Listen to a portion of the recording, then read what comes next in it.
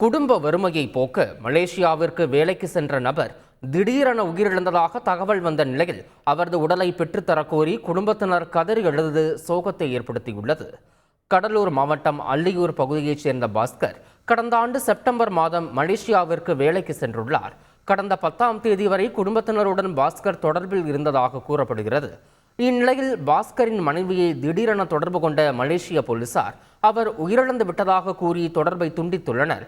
பாஸ்கர் குறித்த தகவல் தெரியாததால் அலறி துடித்த அவரது குடும்பத்தினர் 1.5 வயது குழந்தையுடன் மாவட்ட ஆட்சியரிடம் மனு அளித்தனர்.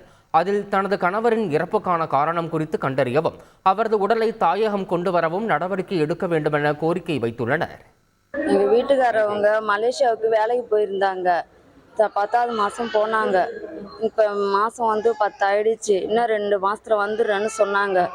ஓனருக்கும் இவங்களுக்கும் என்னன்னு தெரியல. இப்போ திங்கக்கிழமையிலேருந்து காலைல 11 மணிக்கு என்கிட்ட பேசினாங்க. அதுலேருந்து பேசவே கிடையாது. இன்னைக்கு வெள்ளிக்கிழமை அன்னைக்கு மதியம் 3 மணிக்கு எங்கள் வீட்டுக்காரவங்க இறந்து போயிட்டாங்கன்னு சொல்லி எங்கள் வீட்டுக்கார நம்பர்லேருந்தே ஃபோன் வந்துச்சு எனக்கு. அதுக்கப்புறம் என்னாச்சு என்ன டீட்டெயில்னு திரும்பி ரிட்டர்ன் கேட்டால் எங்கள் வீட்டுக்காரோட பாடியை காமிக்க மாட்டுறாங்க. என்ன நடந்ததுன்னு எங்களுக்கு தெரியல. அமௌண்ட்டு கேட்குறாங்க. ரிட்டன் உங்கள் வீட்டுக்காரவங்களை அனுப்பணுன்னா அமௌண்ட்டு கொடுங்க 4 லட்ச ரூபாய் அப்படின்னு கேட்குறாங்க. இது என்னன்னு கலெக்டர் ஐயா தான் விசாரித்து எனக்கு நல்ல தீர்வாக சொல்லணும். செய்திகளை உடனுக்குடன் தெரிந்து கொள்ள உடனே சப்ஸ்கிரைப் பண்ணுங்க.